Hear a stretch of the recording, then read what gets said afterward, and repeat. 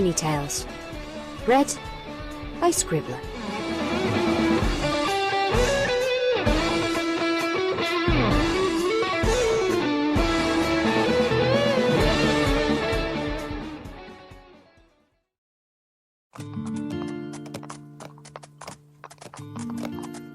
A Matter of Pride by Goombasa. Pain. That was all she could focus on at the moment. The road ahead was wide, open and sprawling, and the well-travelled dirt path was as flat and easy as any traveller could hope for. The air was fresh and clean, and the gentle summer breeze flitted past her face, caressing her, practically begging her to stop and take in the beauty of the day. But she would not. She would not stop moving. Not until she had found her way back and had gotten her revenge. She was Queen Chrysalis, the leader of the changelings. Well, former leader at least. Her mind pushed past the pain of her injuries again as she was forced back to that moment in Canterlot, that moment of her greatest triumph turned greatest failure. A single moment of ego, one small indulgence of her apparent victory, and it had all slipped away. All because of them. All because of those 6. After she had been repelled out of Canterlot, her dream had quickly turned into a nightmare. The changelings that had survived being flung to the borders of Equestria, few that there were in no state to attack again. They had been patient, waiting to attack until the shield had been down, as she had promised, waiting for the feast that lay within. Only a few had managed to feed before the expulsion, however. Her forces that had survived, after what they saw as her failure, were split on whether or not they wanted to follow her anymore. More than half of those left had opted out of her plan to march on the home of the 6 who had foiled their plans, figuring that their chances of survival would be higher outside of her hive than inside of it. If she'd had the energy to waste, she would have crushed them all for such a mutiny. They wouldn't have gotten far anyway. Their feeble minds wouldn't be accustomed to living outside of her influence, and it would serve them right when they all shriveled up and died without her leadership to guide them. But, as much as she would have loved to punish them for their insolence, she had neither the strength nor the time. Her mind was preoccupied with thoughts of vengeance against that pastel pony who had led her to this. It didn't help that her entire body was racked with pain as well. Her beautiful wings had been torn to shreds, skinned all the way down to her back, so that nothing but the stumps remained. It had been almost a day before they stopped bleeding, and even now she was sure there were still small patches of dried blood in her gnarled skin that she had missed. She hadn't really been trying hard to keep herself clean and pristine. After the cowards had left, those that remained totaled a little under 100 strong. They had begun a forced march, back in the direction of Equestria. More specifically, Ponyville, the ugly little hovel where she would find her targets. Those 6. The love and friendship they had shared with one another had been so immense. Why had she not drained them when she had the chance? All that friendship, all that love, it would have fed her entire hive twice over. But no, she had wanted it all. Her focus had been on the whole of Canterlot, not just 6 insignificant ponies. Insignificant? They hadn't seemed so insignificant when they'd managed to actually ward off a small army of her changelings in their ultimately failed attempt at securing the elements of harmony. Her pride had been her undoing, her complete assurance that victory had already been secured and that the world had become her oyster. Now, it was that same pride that was forcing her to march onward, never halting, barely sleeping, working through her pain. She was in no danger of starving. Shining armor, that foolish creature, had given her more than enough to live off of for weeks. Yes, she could march for as long as she needed to, if it meant getting her vengeance. But what about her subjects? Only a day after their march had begun, they began to fall. One by one, they dropped from the air, to the ground, dead. Some from exhaustion, others from hunger, and a few from injuries they had sustained during the expulsion. But she did not stop, and because she did not stop, neither did they. They all watched as their numbers dwindled, as their companions fell to the ground. Some of them tried to struggle back to their feet and continue on, only to fall again. Her eyes were focused on the road, completely locked in the direction they were heading. She noticed them, but she did not care. Her hive was already in shambles, and she would not waste a single minute if it would draw her closer to her goal. After all, this was their lot in life. They were loyal to her as their queen. They were supposed to live and serve and die as she saw fit. True, reduced numbers would mean more difficult odds, but in her eyes, if they were weak enough to succumb before they had reached Ponyville, then they would just be more of a hindrance than an asset. So the march continued, day after day, with only the briefest of stops and the most meagre of meals. The animals of this place were semi-sentient after all. Their love was minuscule at best, but it was enough to at least keep those who were successful in their hunts on their feet. The queen pushed her subjects onward. Their numbers dwindled with every passing hour as more and more of the remaining changelings dropped. But she did not care. Nothing mattered now. Nothing except revenge. Her thirst for it would be satiated, and she would make them all suffer for the blow that she had taken to her pride, her body, and her cold, black heart. And she was close. She could feel it. She could smell it. The unmistakable sense of strong emotion convinced her that they were. Friendship, love, kindness, magic. It all blended into a cocktail that was a treat for any changeling. She was vaguely aware of a single minion hopping alongside her, his voice raspy, his eyes tired, and his wings limp. "Soon," she said, placing a confident grin on her face as she glanced down at him. He raised his head up, his huge, insect-like eyes drifting up to meet hers, but careful not to look directly at her. He knew his place as an underling, after all. "Yes, my queen. Soon, all those putrid ponies shall pay for the pummeling they gave you." "Indeed they will," she said, tossing her spidery mane back and uttering a cruel laugh, the first that she had given since being cast from Canterlot. "You speak quite well, little minion, and the alliteration was quite a nice touch." "You flatter me, Your Highness," he said, stopping his movements temporarily to offer her a gentle bow before trotting to stay at her side. He gave a cough, but he quickly held it in to keep from looking weak in his queen's eyes. She nodded in contentment with him.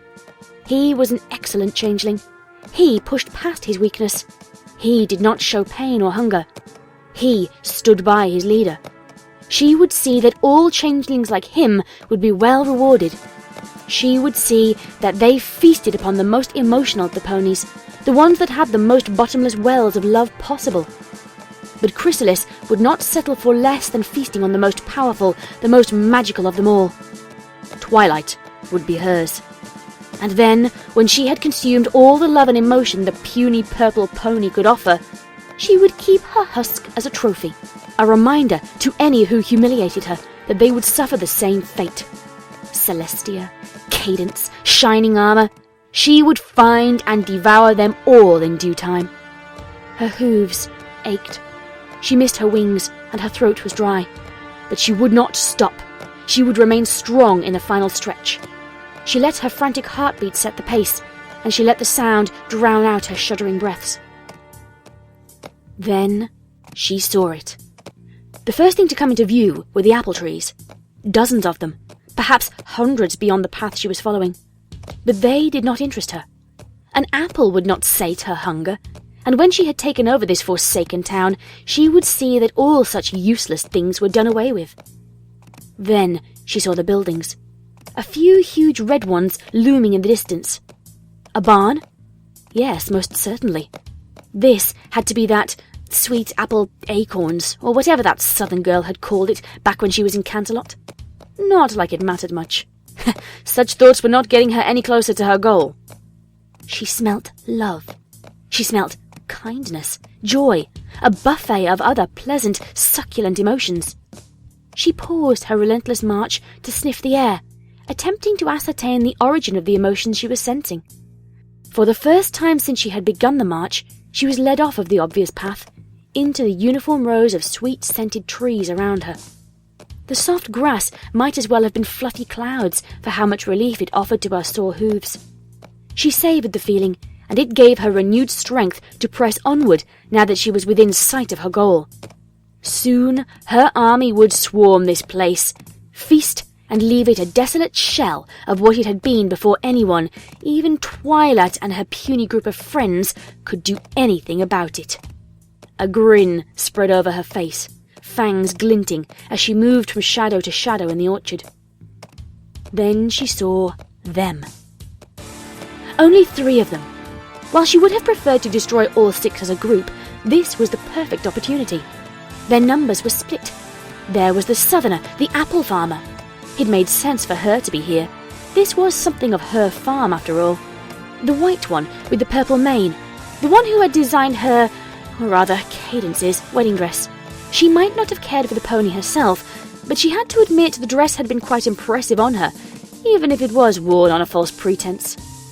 And then there was Twilight Sparkle. Of course, she would be the third. Oh, how could it get any more perfect than this? Her main target and 2 of her compatriots by themselves, enjoying a little picnic? How delightful! She tensed herself, arching her back, leaning her head forward, a spark of dark magic flicking from her horn, something that hadn't happened since she was a little filly, before she'd learned how to properly control her magical impulses. Vengeance was at hand. To me, my changelings, our retribution is at hand. Swarm the 3 and bring them to me. We shall feast upon their friendship. No response. She frowned, ears raising as she listened for the familiar hiss or buzz of her followers. She raised her head up, feeling a sense of dread slide over her.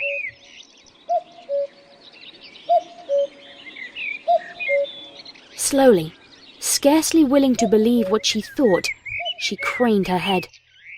Behind her, there was nothing. Nothing but acres of apple trees. Hazarding a hopeful guess, she uttered a quiet, My changelings? praying that they were merely hiding. No answer. Her deep green skin paled to a sickly shadow of its former hue as her eyes rested on a single changeling hobbling towards her. The one she had spoken to before, the one she had praised for his strength and dedication. His pace was slow, and every step was as careful and calculated as though it could be his last.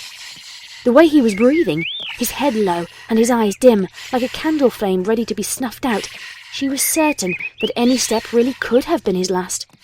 His wings had curled up against his back, the way a plant's leaves would when its water was expended, and the green turned to brown just before it fell from the branch. His slow shuffle ended as he stood before her. He attempted a bow, but was unable, as it seemed that at any angle he bent his forelegs at, he was in danger of toppling over. Do not worry, my queen. He gasped, tottering back and forth in front of her. I am here. She looked down at him, trying to hide the shock in her face. Where are all the others? She asked. The changeling's dim eyes lifted high enough to meet hers. Others? He asked, surprised and confused by her question. There are no others, my lady. They fell no less than a day and a half ago. He began to lean to the left, catching himself before he fell. I was strongest. He rasped, taking a few deep breaths. He looked so tired, so small, so frail. A simple touch from her hoof could probably split him in half now. I'll fight them. I will bring them to you. I promise. He forced a note of enthusiasm into his tired voice. Her head reeled. Only one? How had she not seen this? How had she been blind? She remembered a good number flying off in fear after she had begun the march back, but she still possessed a hearty number of soldiers. At least, she had. Had they all died? She looked back the way she had come, half expecting to see a trail of bodies leading back to where they had started. But again, there was nothing. Nothing, save for the lone changeling that had stayed with her so long. He hobbled forward again, towards the 3 ponies and their picnic. but his hoof caught against the ground, and he fell forward, face first. His body flopped, and he lay there, his legs splaying outwards. His eyes snapped shut. Chrysalis watched as he attempted to pull himself back to his hooves, but he could not. He let out a few shuddering breaths, and his legs shook from the strain. He was in no condition to continue on, let alone get into a fight with the three bearers of the elements of harmony. She drew closer to him, raising her hoof and placing it against his back. He shivered at the contact. She could feel his breath slowing, and his pulse was shallow. Exhaustion and hunger were taking their toll on him, and she could see it now. For the first time since she had begun this warpath, she saw that he was dying. "Don't move," she whispered, her normally booming and powerful voice dropping to something akin to a motherly sound. It wasn't quite there, but it was still far more concerned than the Queen had ever sounded in her life. The little changeling just took a few more breaths in response. He attempted to open one eye to look up at her, but it was a challenge to even do that much.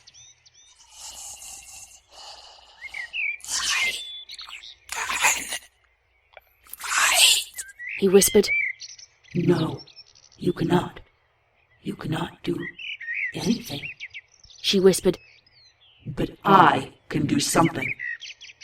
She bent forward and shifted him, carefully, so that she could pull his body up onto her back. He felt so light, so fragile. It was like there was nothing there. With her head up, she began to walk forward, out into the open, making no move to hide her approach. They saw her coming easily enough, and all three ponies were standing at attention. She kept her approach slow, and her expression as stoic as she could. She was already sacrificing much of her pride for what she was about to do, but she would keep as much dignity as she could. Her slow approach put them on the defensive. They glared at her with deep hatred and caution. It was nice to know that she was still remembered as a threat, even after being expelled by a mere show of affection. Hatred, however, wasn't one of her favourite emotions. It tasted terrible, and when it was directed at her, blech. She paused in front of them, eyeing the three. Both unicorns had readied their magic and were prepared to blast her without a moment's provocation.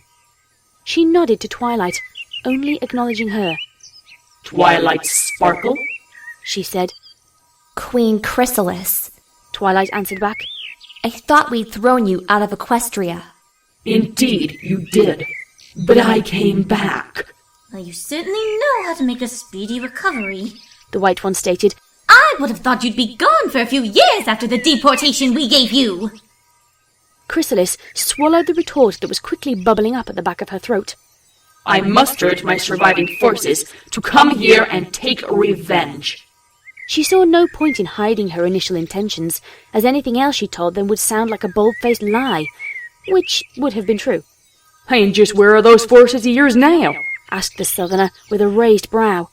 She was bent forward, ready to lunge at the slightest provocation. Chrysalis hung her head. "Dead," she answered, turning to the side so that they might see the ragged, near-dead changeling hanging off her back. "This is all that remains of my once great army." She bent down and eased him down onto the ground. He gave a few soft coughs, pushing against the ground with his jagged hoof in yet another vain attempt to try and raise up to at least a sitting position. All it did was highlight just how far gone he was. Twilight's eyes narrowed. "A forced march," she stated, with the cold, emotionless calculation of one who was reading straight from a textbook. "You forced them to their breaking point, didn't you?" "I did. And as I said, he is all I have left." Her eyes trailed down to his thin form. "Even if I wanted to, I could not take you all on now. So I ask you now, please save him." The Southerner raised a brow, standing up again. "Beg pardon? Was my request not clear? He's dying of exhaustion and hunger. Both will be cured if he eats." "You're asking us to let him feed off of one of us?" Twilight asked, her horn sparking, making Chrysalis tense. "What kind of fools do you think we are?"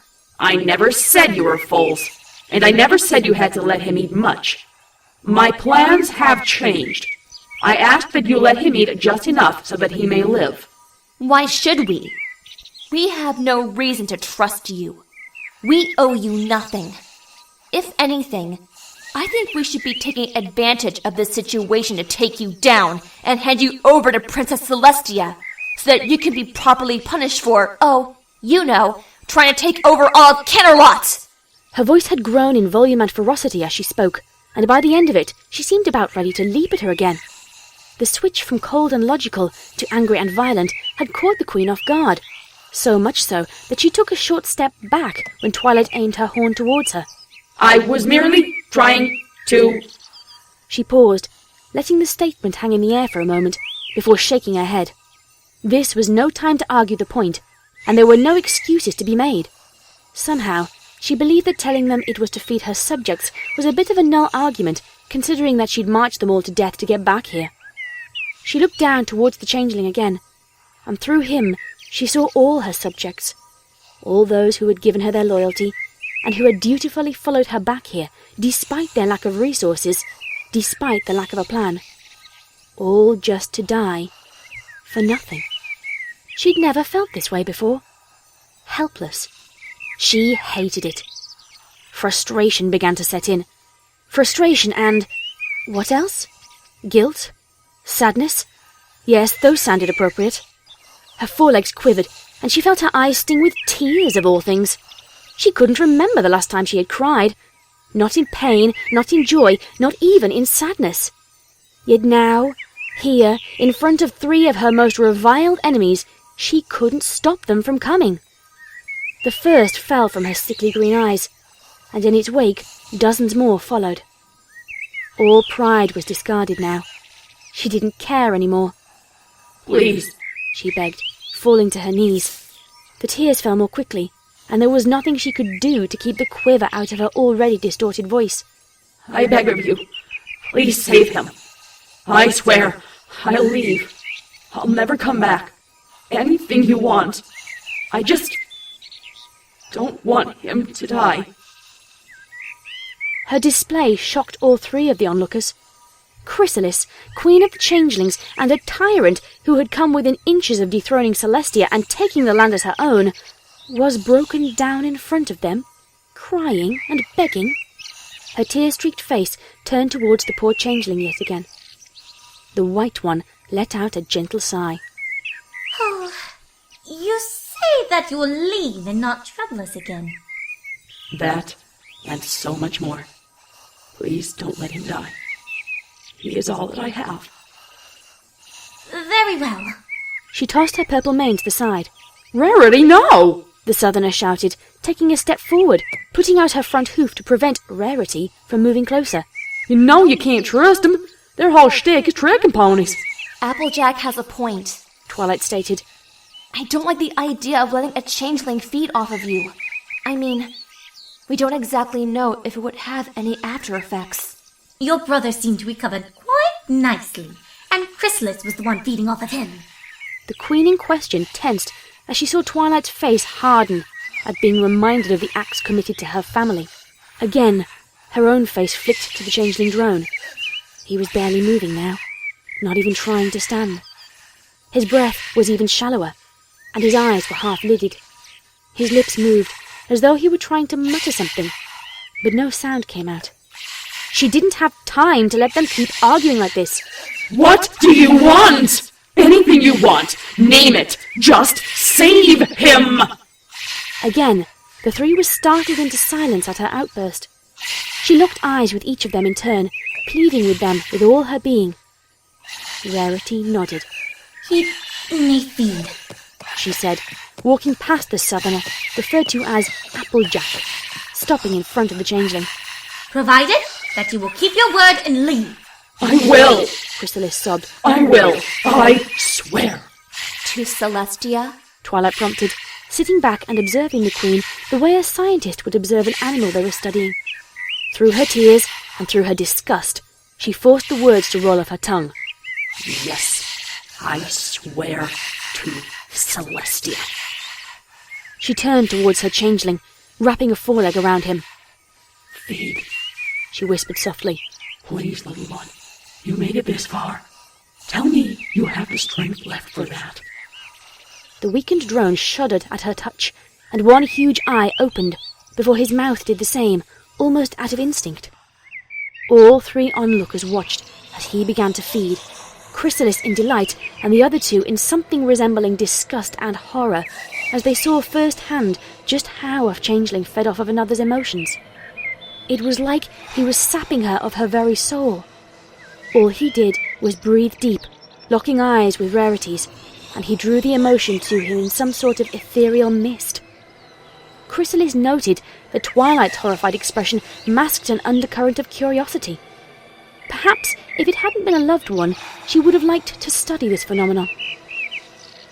The effects were near instantaneous. The little drone's eyes popped open fully, and he pushed himself up onto his legs with minimal effort, his mouth taking on as close to a grin as it could with his maw still gaping.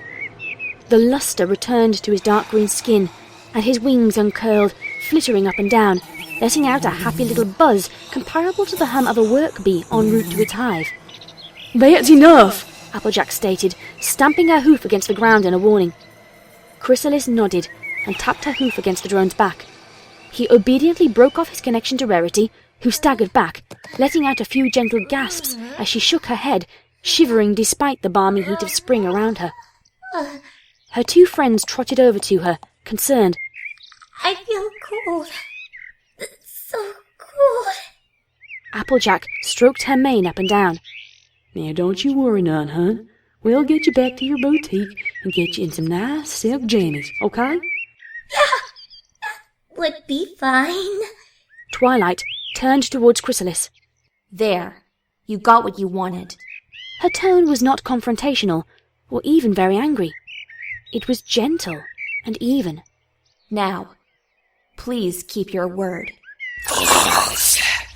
Now that you have provided me with nourishment, we'll get you back for everything you've done to us! The drone said, flapping his wings and hovering up above them. Chrysalis waved her hoof.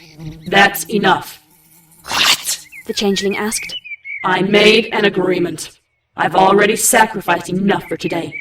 I won't risk what I just worked to save. Come, my little changeling. We are leaving. The changeling seemed quite confused by what she was saying, but he nodded, drawing close to his queen, not wishing to argue her orders. So where will you go now? Twilight asked. I don't know. Chrysalis admitted, turning away. But Equestria is not the only place where love is plentiful. We shall find a new place to feed. So then, you will find a new land to conquer? Twilight said, the edge returning to her voice. Does it look like we are in any condition to do any sort of conquering now? No, I think I am through with that. Right now, my prime concern is survival. I have a lot of work to do. She sighed. For what it's worth, I thank you, Twilight Sparkle. I thank you and your friends for taking pity on me. I'm still not sure if what we did was the right choice. But, as you've said, you aren't much of a conqueror anymore. Just don't give us a reason to second-guess ourselves. Chrysalis snorted. You won't have to. Farewell, Miss Sparkle. Perhaps we will meet again someday. I hope not. The feeling is mutual. And then the two of them left, walking back the way they came, past the apple trees and back towards the edge of Ponyville. Once they were clear of any pony's ears, the little changeling, now hovering above his queen, cleared his throat.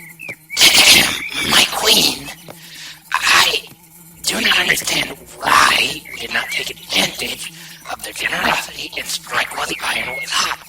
That white unicorn, her emotions were just so delicious. Chrysalis smiled. It was a matter of pride. Pride, Your Highness? She nodded. Pride. Pride pushed me to make the decision that cost me all but you. I cast it all away, and I begged them to save you because, at that moment, I realized how much my pride, my rage, my lust for vengeance had brought upon me. But after you had healed, I could not go back on my word. I certainly could have if I wanted to, but if I had, I would have set myself up for an even greater fall than the one at Canterlot, one that I probably would not have been able to recover from. She looked up at him. And, of course, from a more practical standpoint, do you honestly think that the two of us could have overpowered all three of them, then the rest of the town on our own? Your might is unmatched, my queen. Celestia herself was cast down by your magnificence. The compliment so pleased her that she decided not to point out that the only reason she was even able to stand up against Celestia was due to the love she had been leeching from Shining Armor. Her bright mood was spoiled when she felt her stomach rumbling underneath her. It must have been quite audible as well, because even her companion took note of it. My queen, you yourself have not eaten in quite a long time. I was given small morsels here and there along the road while we were marching. I am probably more well-fed now than you were the entire time we were making our way to Ponyville. Besides, I can keep myself sustained with my magic until we can find someone with an excess of emotion. And then what? What will we do afterwards? We start over, my little changeling, She stated. We make our way back to our old kingdom, and we rebuild. After that, She gave a soft shrug. well, there's bound to be plenty of places beyond these borders that will provide us with what we need, don't you think?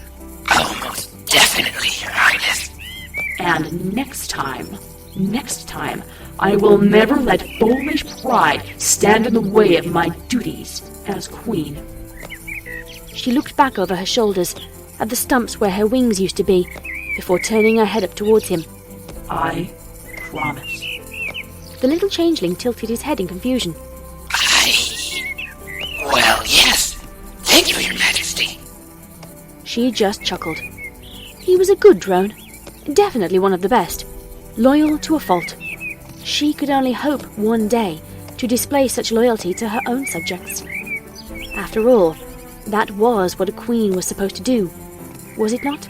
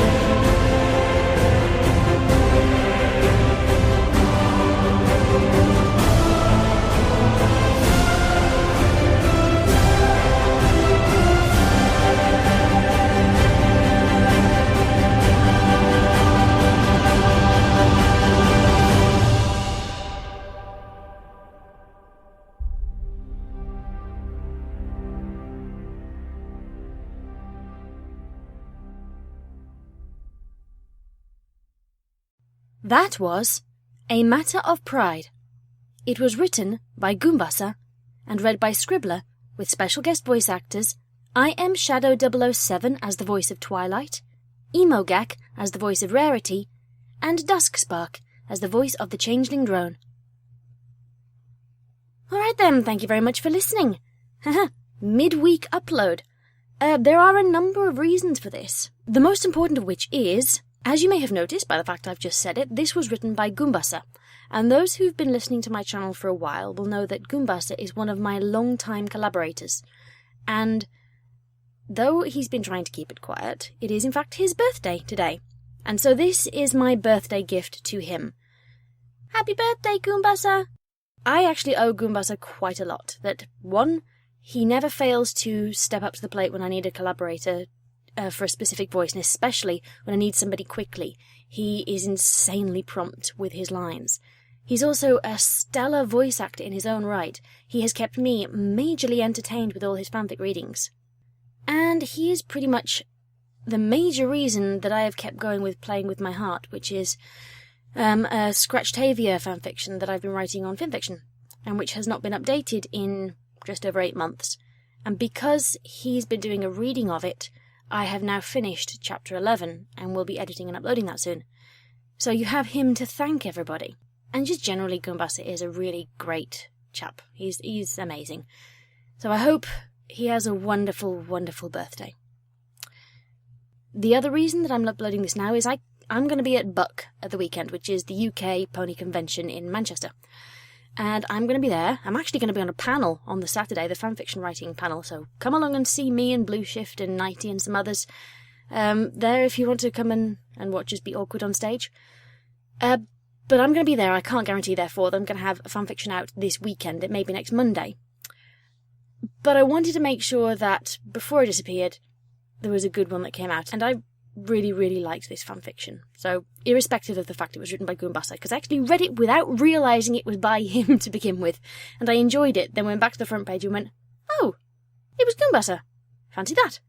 Right, I'm going to have to love you and leave you now, because I had some pretty major dental work done today that my filling fell out yesterday, and the earliest I could be seen was just over 24 hours later. And I've had some emergency dental work done, and my face, I'm only just feeling it again because I had to be given 2 doses of anaesthetic because I had an exposed nerve. So it was incredibly painful. And I'm trying not to take any kind of painkillers at this point because I don't want to mix up any kind of drugs in my system, which means I have a thumping headache as well. So I am going to go while I still have the semblance of talking properly and not like a drooling imbecile. And I hope to see some of you at Buck. I hope you all wish Goombasa a happy birthday. I hope you all go and visit the channels of my collaborators on this, because as you've just heard, they're all amazing voice actors and actresses. And I shall see you on the flip side. God, I can't believe I've just said that. What is this, like mid-90s? Be lovely to each other, and good night, everybody.